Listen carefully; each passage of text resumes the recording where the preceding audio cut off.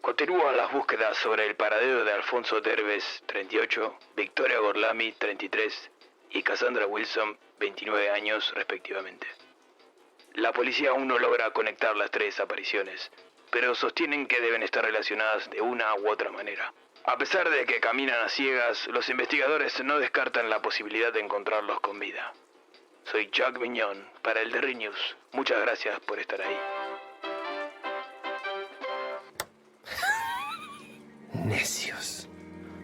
Jamás los podrán encontrar. Desconocen los vastos destinos inciertos del bazar.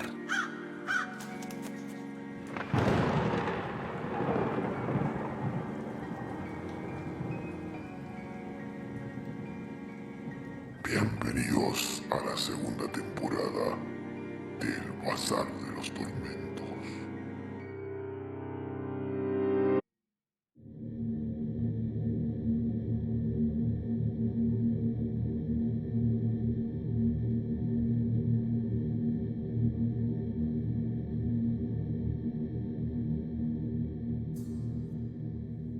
Hoy presentamos El banquete en la abadía de Robert Bloch.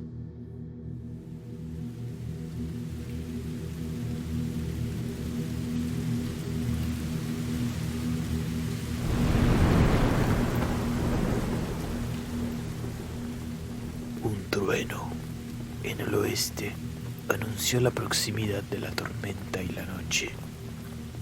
El cielo se hizo más oscuro. La lluvia cayó. El viento zumbó tristemente y el camino del bosque por el que andaba se convirtió en un pantano fangoso, traicionero, que amenazó momentáneamente atrapar tanto a mi corcel como a mí mismo en su abrazo inoportuno. Un viaje en tales condiciones es muy desfavorable. En consecuencia, me sentí muy animado cuando poco después, a través de las ramas sacudidas por la tormenta, percibí un destello de luz hospitalaria que brillaba a través de la niebla de la lluvia.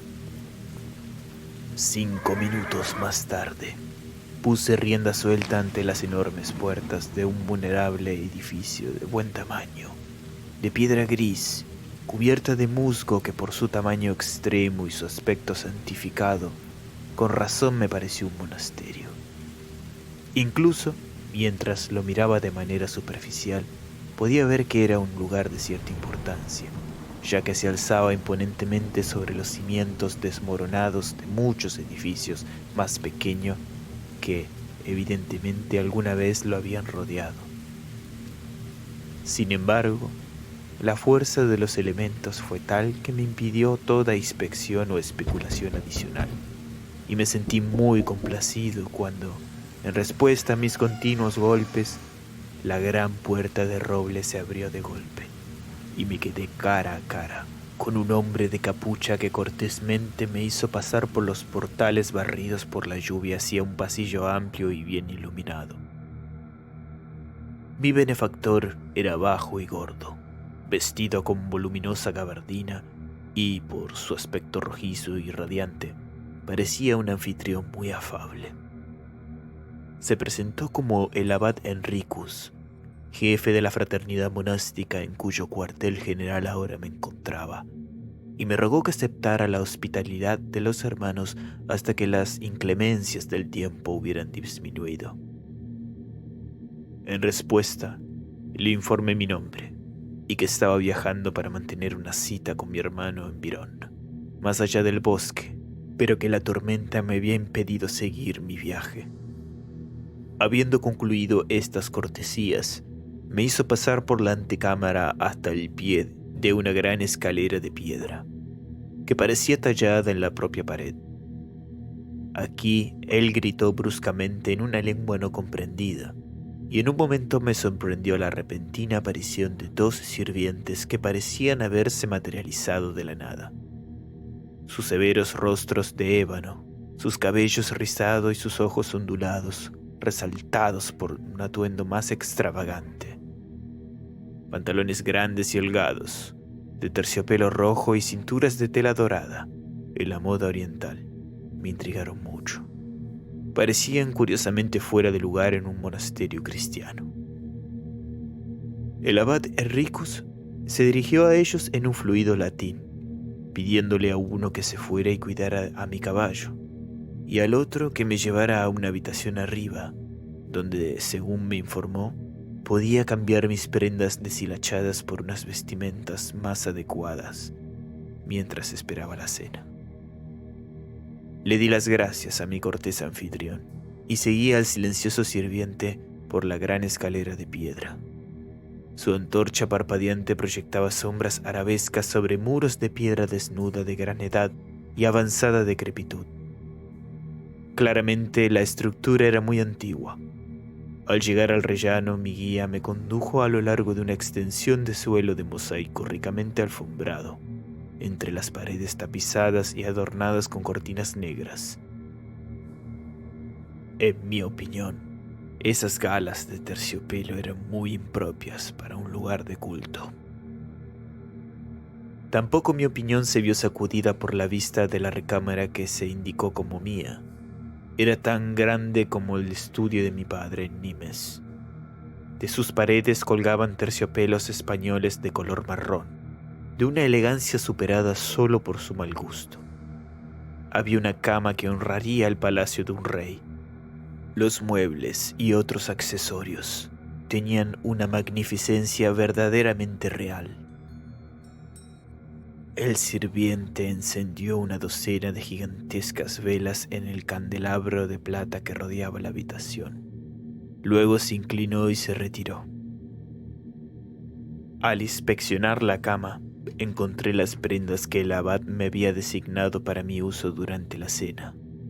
Estas consistían en un traje de terciopelo negro con calzones de satén, un manto de tono correspondiente y una sobrepelliz. Al quitarme la ropa de viaje descubrí que se ajustaban perfectamente, aunque de forma sombría. Durante este tiempo me dediqué a observar la habitación más de cerca. Me pregunté por la generosidad, la exhibición y la ostentación, y aún más por la ausencia total de cualquier parafernalia religiosa. Ni siquiera se veía un simple crucifijo. Seguramente, esta orden debía ser rico y poderoso, aunque un poco mundana.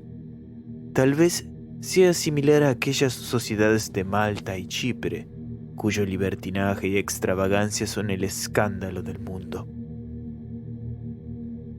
Mientras reflexionaba sobre esto, cayeron sobre mis oídos los sonidos de cantos que se hincharon sinfónicamente desde algún lugar muy por debajo. Su cadencia se elevó y cayó solemnemente como si fuera llevada desde una distancia increíble para los oídos humanos. Fue sutilmente inquietante. No podía distinguir ni palabras ni frases que conociera, pero el potente ritmo me desconcertó, como una runa maléfica, cargada de insidiosas sugerencias. De repente cesó, y emití inconscientemente un suspiro de alivio. Pero ni por un instante durante el resto de mi estancia estuve completamente libre de la inquietud generada por el sonido lejano de ese canto sin nombre que venía desde abajo. Nunca he comido una comida más extraña que la que comí en el monasterio del abad Henricus. El salón de banquetes era un triunfo de la ostentación. La comida tuvo lugar en una vasta cámara de techos arqueados y abovedados. En las paredes habían tapices de color púrpura sangriento, adornados con escudos nobiliarios, aunque de un significado desconocido para mí. La mesa del banquete se extendía a lo largo de la sala hasta las puertas dobles por las que había entrado desde las escaleras. El otro extremo llegaba bajo un balcón colgante, debajo del cual estaba la entrada de la cocina. Alrededor de este vasto tablero festivo estaban sentados unos eclesiásticos vestidos con capuchas negras, que ya estaban atacando ansiosamente la multitud de alimentos con los que se ponderaba la mesa.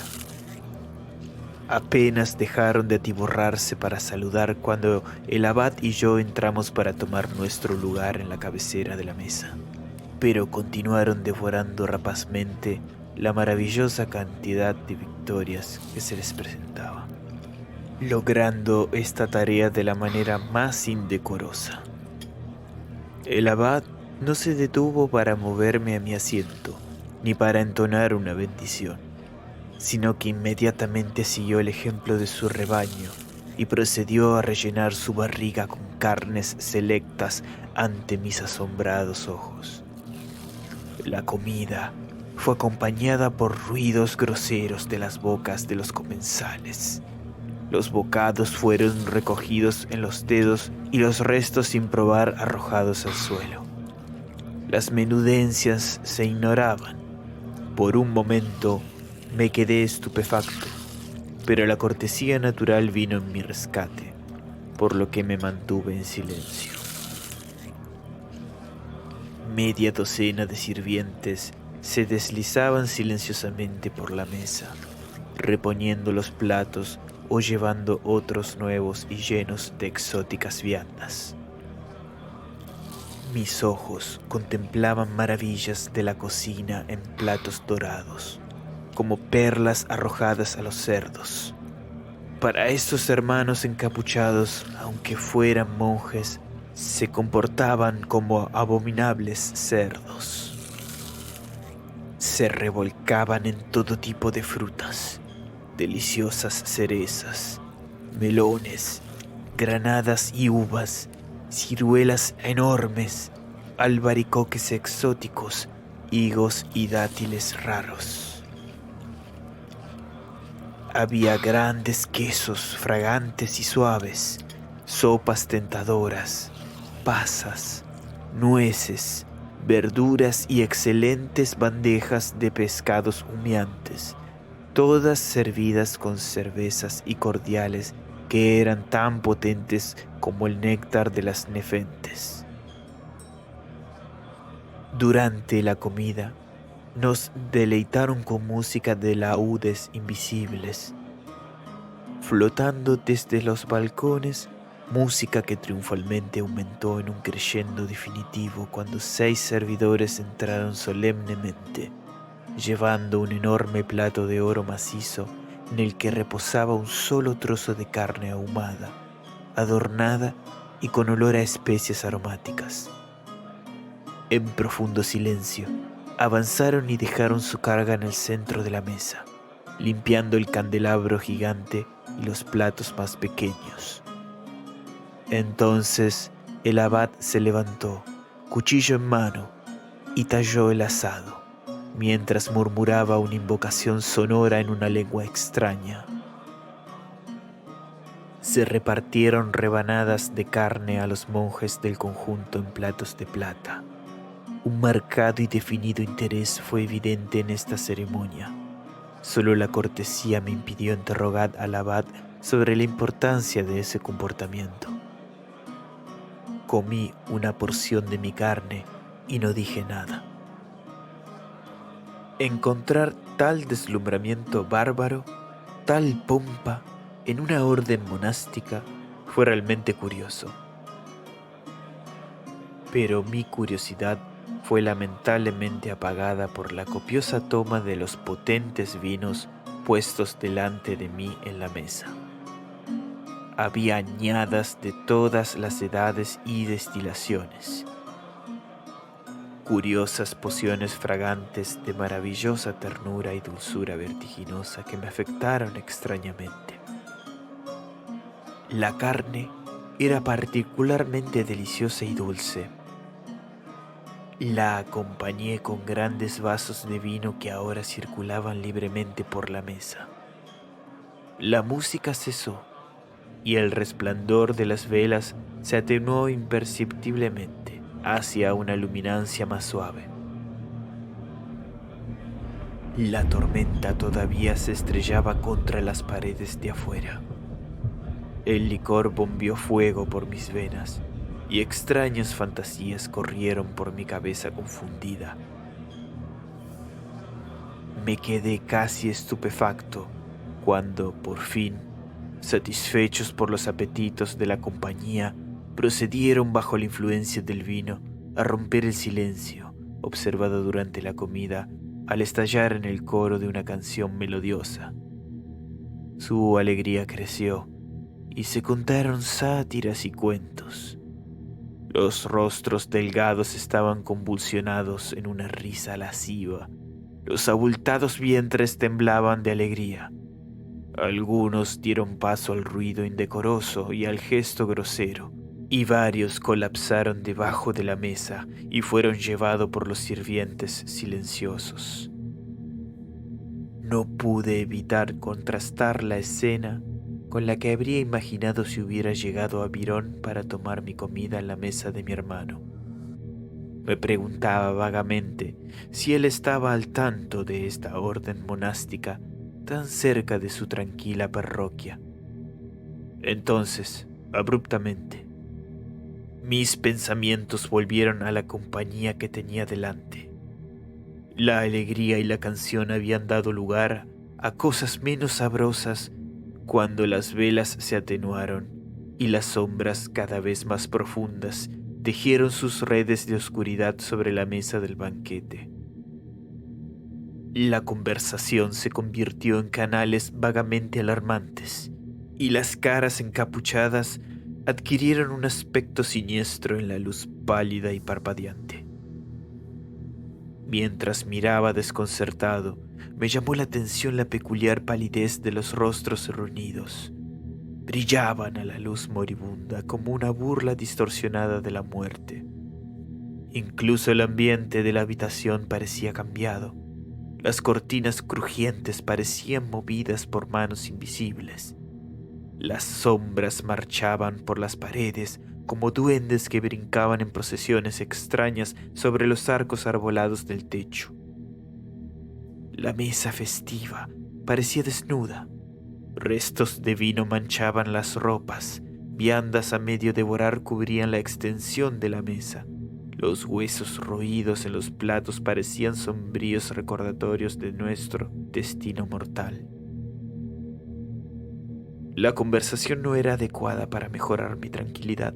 Estaba lejos de las piadosas exhortaciones que se esperaban de una compañía así. La charla se volcó sobre fantasmas y encantamientos. Viejos cuentos fueron contados e infundidos con nuevos horrores. Leyendas contadas en susurros rotos. Toques de potencia escalofriante pasaron de los labios cubiertos de vino en tonos sepulcramente apagados. Ya no me sentaba somnoliento. Estaba nervioso con una aprensión cada vez mayor. Era casi como si supiera lo que iba a suceder cuando, por fin, con una sonrisa curiosa, el abad comenzó su relato y los monjes silenciaron sus susurros y se volvieron en sus lugares para escuchar. Al mismo tiempo, un sirviente entró y depositó un pequeño plato ante su maestro, quien lo miró por un momento antes de continuar con sus comentarios introductorios. «Fue una suerte», comenzó dirigiéndose a mí, «haberme aventurado aquí para pasar la noche, ya que había otros viajeros cuyas estancias nocturnas en estos bosques no habían llegado a un destino tan afortunado. Estaba, por ejemplo, el legendario monasterio del Diablo». Aquí hizo una pausa y tosió abstraído antes de continuar. Según la tradición popular aceptada de la región, este curioso lugar del que habló era un priorato abandonado en el corazón del bosque, en el que habitaba una extraña compañía de no muertos, dedicada al servicio de Asmodeo. Al llegar la oscuridad, las antiguas ruinas adquirían una apariencia sobrenatural de su gloria desaparecida, y los viejos muros eran reconstruidos por el arte del demonio para seducir al viajero que pasaba. Fue realmente afortunado que mi hermano no me hubiera buscado en el bosque en una noche como esta, ya que podría haberse equivocado sobre este maldito lugar y haber sido hechizado en la entrada. Con lo cual, según las crónicas antiguas, sería capturado y su cuerpo devorado por los acólitos macabros para que pudieran preservar sus vidas no naturales con sustento mortal. Todo esto fue contado en un susurro de pavor indescriptible, como si de alguna manera tuviera la intención de transmitir un mensaje a mis sentidos desconcertados. Lo hizo. Mientras miraba las miradas burlonas a mi alrededor, me di cuenta de la importancia de esas palabras, la horrible burla que se ocultaba detrás de la sonrisa suave y críptica del abad. El monasterio del diablo. Canto subterráneo de los ritos a Lucifer. Magnificencia blasfema, pero nunca el signo de la cruz. Un priorato abandonado en el bosque profundo, caras lobunas que brillaban. Entonces, 3 cosas sucedieron simultáneamente. El abad levantó lentamente la tapa de la pequeña bandeja que tenía delante. Terminemos la carne, creo que dijo. Entonces grité. Finalmente llegó el trueno misericordioso que me precipitó, junto a los monjes risueños, el abad, el plato y el monasterio en un olvido caótico. Cuando desperté, yacía mojado por la lluvia en una zanja al lado del camino embarrado, vestido con empapadas prendas de negro. Mi caballo pastaba en los bosques cercanos, pero de la abadía no pude ver ninguna señal. Me tambaleé hacia Virón medio día después.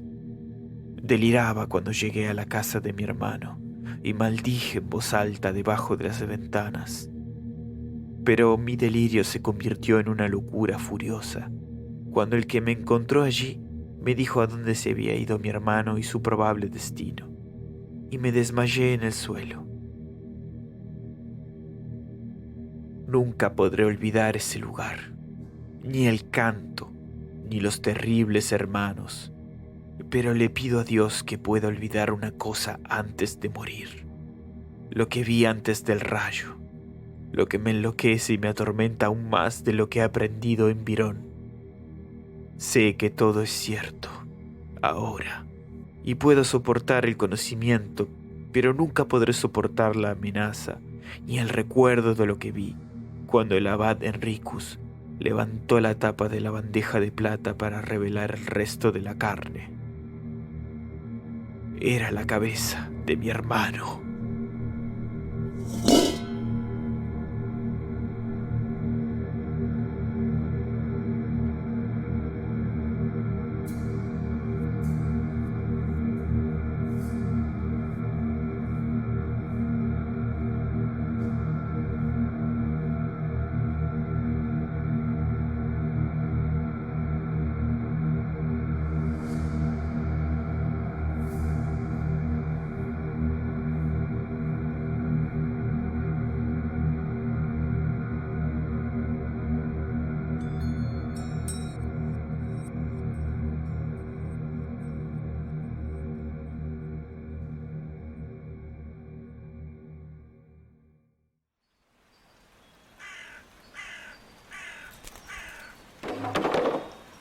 No, Plutón.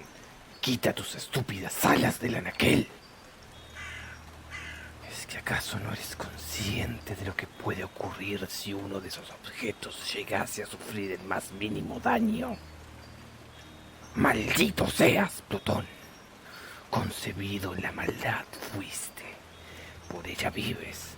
Tu alimento y bebida son la muerte y la destrucción.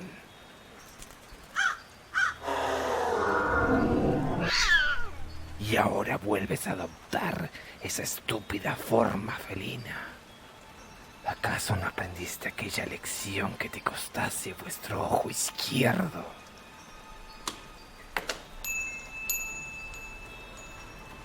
Aquí se suma uno más para los anuncios de búsqueda.